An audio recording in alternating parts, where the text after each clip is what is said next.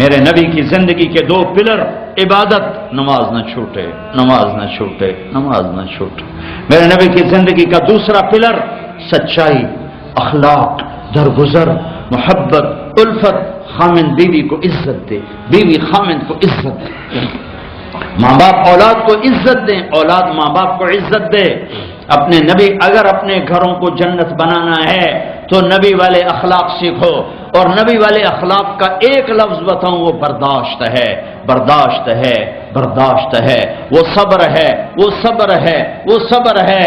میاں بیوی کی لڑائی نسلوں کو برباد کر دیتی ہے۔ بیویوں پہ زیادتی مت کرو، بیویاں خامدوں پہ زیادتی مت کریں۔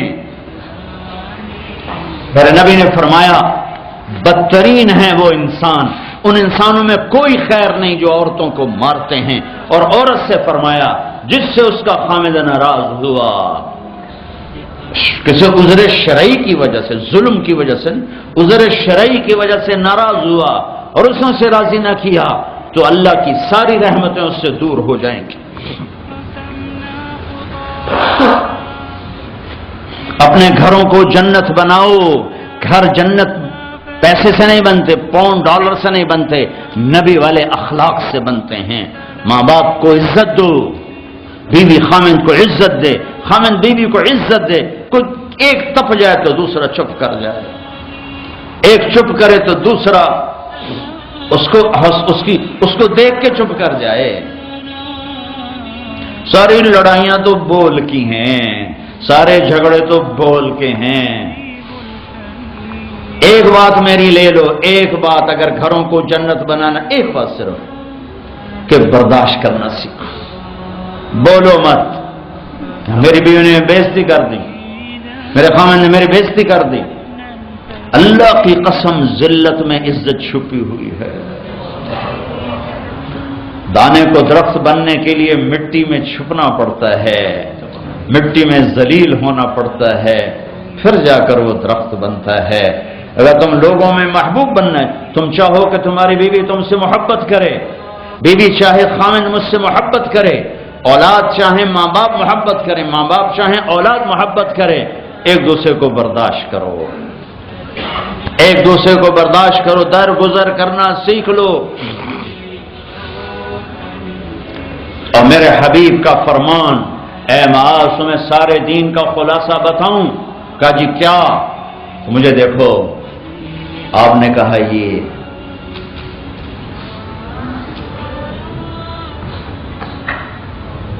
اے معاذ زبان قابو میں رکھنا، یہ سارا دین تو سارا دین کیا مطلب ہے؟ جو زبان پہ قابو رکھے گا سارا دین اس کا بچ جائے گا، جو زبان پہ قابو نہیں رکھے گا سارا دین ضائع ہو جائے گا۔ غصے کو برداشت کرنا سیکھو،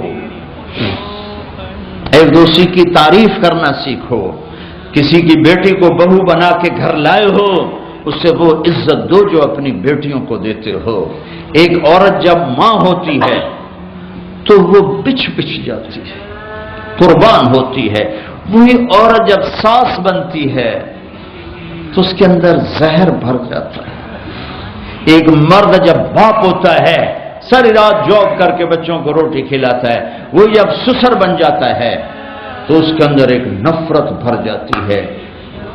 یہ میرے نبی نے سسر بن کے دکھایا۔ آپ اپنی بیٹی کے گھر آئے، فاطمہ پریشان، بیٹی کیا ہوا؟ کہ میری اور علی کی لڑائی ہو گئی۔ اچھا کدھر ہے علی؟ یہ نہیں پوچھا کیوں ہو گئی، بس کدھر ہے علی؟ کا یہ باہر چلے گئے۔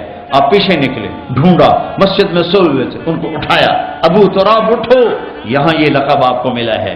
گھر میں آئے اور ایسے لیٹ گئے، ادھر علی کو لٹایا، ادھر فاطمہ کو لٹایا، علی کا ہاتھ اپنی ناف پہ رکھا، پھر علی کے ہاتھ پر فاطمہ کا ہاتھ رکھا اور ان کے اوپر اپنا ہاتھ رکھا، پھر فرمایا اب دونوں میرے سامنے کہو کہ ہماری صلح ہو گئی ہے۔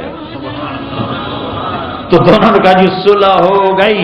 تو آپ باہر نکلے بڑے خوش صحابہ نے کہا یا رسول اللہ آپ تو بڑے خوش نظر آ رہے ہیں۔ کہ میں علی و فاطمہ کی صلح کرا کے آ رہا ہوں۔ یہ سسر کا کردار ہے، یہ سسرال کا کردار ہے۔ لیکن میں درد سے کہہ رہا ہوں کہ کہ ساس اور سسر ایک زہر کا رشتہ بن گیا ہے، بہو ایک ذلیل رشتہ بن گیا ہے۔ جیسے تم اپنی بیٹیوں کے لیے چاہتے ہو کہ کسی کے گھر جائیں تو سکھ سے رہیں، جس کی بیٹی لاتے ہو اس کو بھی سکھ دو۔ اور بیٹیوں سے بھی کہتا ہوں، جس گھر میں جاؤ جاتے ہی ماں باپ سے جدا کرنے کی اسکیمیں نہ چلاؤ، بلکہ گھر کے لیے راحت بنو، رحمت بنو۔ میرے نبی والی زندگی پڑھو، اللہ کے واسطے پڑھو۔